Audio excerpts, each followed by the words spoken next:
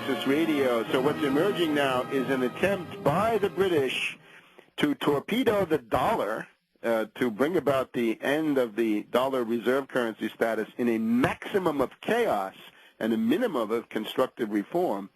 If the dollar were to go down, the British would then turn against the euro and indeed against the ruble and against others. So people watching this in Moscow should realize that they may be just a few steps down on the London target list.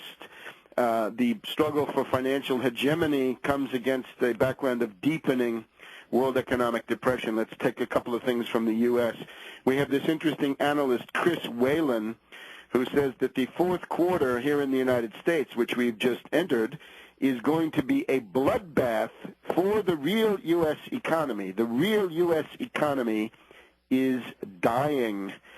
A dramatic fall, most likely, in retail sales, which unfortunately in this sick economy is about two-thirds to three-quarters of the entire economy. Better to keep it up than to lose it, but obviously you've got to get back to the production of high-tech capital goods and long-term productive investment, which the retail consumer economy will never give you.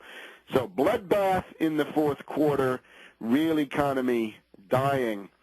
The Fed is in the process of propping up the Treasury lending program. Every time you tune into CNBC, we've got our friend Rick Santelli telling us how well the Treasury auction has gone. The bid-to-cover ratio has been so excellent, says Rick, except he forgets to tell you that most of the buying is coming from the Federal Reserve. It means that the Fed is buying treasuries, treasury bonds, treasury bills, treasury notes. In the first quarter of this year, the Fed bought about $90 billion of treasury paper. In the second quarter, we're up to $647 billion. And now in the third quarter, $676 billion. So it goes up, up, up.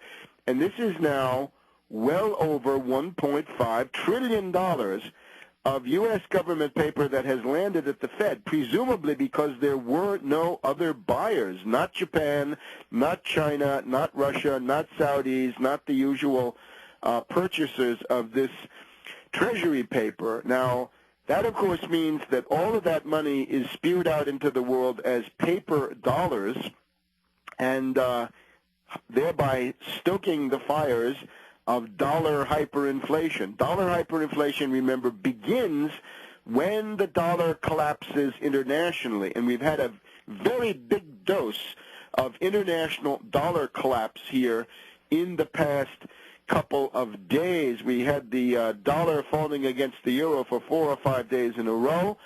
We had the dollar reaching about $1.48 to the euro. That is, a euro is equal to 1.48 U.S. dollars. That's very close to an all-time low for the dollar. And with the yen, 88 yen to a dollar, also very close, if not at, an all-time low. So that is looking very, very unstable.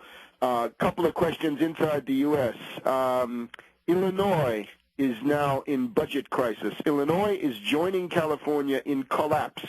There's now a list of failed states. The list of failed states is not Somalia, Afghanistan, Bangladesh, and the rest. The failed states now include California, Illinois, and certainly others.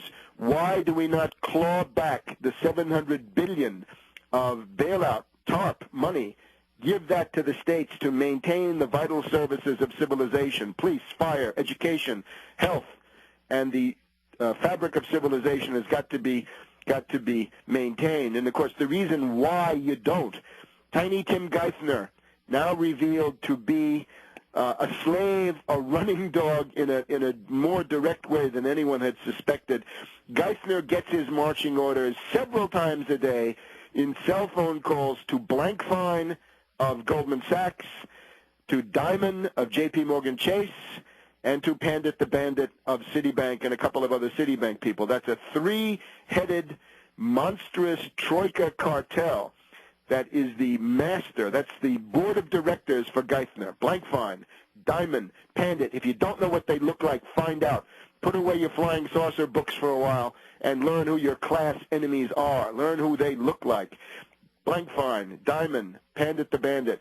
Interestingly, not Ken Lewis of Bank of America. He's way down on the totem pole. He's on his way out. And not Mac of Morgan Stanley, also, I believe, now on his way out. We've also got a harbinger of what the world is going to look like under Obama's health care monstrosity. Existing cuts in Medicare, Medicaid are now forcing many nursing homes to shut down. A lot of indigent elderly patients from nursing homes are being simply thrown out on the street because of Medicare cuts that were already built in by Mad Dog Bush. We always stressed Mad Dog Bush looted Medicare and Medicaid mercilessly. That was his stock in trade. Democratic Congress didn't fight him. All elitists and oligarchs joined together to stick it to the American people. Now we've got the nursing homes closing down. Now imagine if on top of that, what you see already, this absolute criminal monstrosity, suppose we get Obama's plan to cut $500 billion more out of Medicare and indeed Medicaid. That is going to lead not just to death panels, but practically to summary executions with no panel whatsoever. Take a look at that Newsweek cover, the case for killing Granny, the case for pulling the plug on your elderly relatives, right? We're going into the civilization of wolves, right, as Hans Fallada wrote in his novel about Weimar Germany. Wolf among wolves, that's going to be the situation. Everybody's waiting to see if CIT goes bankrupt. And again, CIT is systemic. Geithner, CIT, even though it's not Goldman, it's not Citibank, and it's not J.P. Morgan Chase. CIT is systemic. That's the credit to get goods to the shelves of retail stores all across the U.S. And if you wipe that out, hundreds of thousands of retail jobs will be destroyed in the area, of retail sales. Hang on just 1 second. Ooh, got a frog in my throat there. It must be Geithner trying to break in on the line. So CIT is about to go bankrupt. Now, the big interest in this past week is an article by Robert Fisk of The Independent. Here, to put it bluntly, we're dealing with somebody in the orbit of British intelligence. Is it going to shock anybody if I say that this character has been sitting in Beirut for all these decades? He writes interesting articles about the U.S. War debacle in Iraq, about plans to attack Iran. His stock in trade is anti-Americanism. That's clear. And it's anti-Americanism, from my point of view, for all the wrong reasons. Fisk is joined by the Al Jazeera network. Now, Al Jazeera is not the voice of the Arab street. It's not the voice of the Egyptian fellaheen, right, the working people of Egypt or anything of the sort. It's got nothing to do with working families in the Arab world. This is, first of all, the voice of the decadent emirs of these Gulf principalities, right? The emir of Kuwait and Dubai and Abu Dhabi and Oman and all the rest of these guys. These are degenerates, needless to say. These are oligarchs beyond any belief. But they're also British puppet states, and that's what we have to get to.